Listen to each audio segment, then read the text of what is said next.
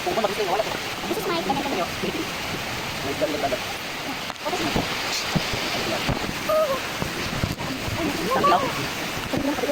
Ay, hindi ko muna. Balik.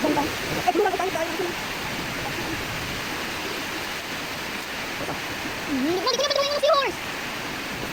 Let's see. Bakit Peter? So guys, natapos ko lang yung project ko. Kaso nga lang, kinuha ng kuya ko. Kaya ayun, hindi siya natuloy. Pero nasave ko siyang kanya part. At saka kakanta tayo. Wait lang, pakita ko lang din sa inyo.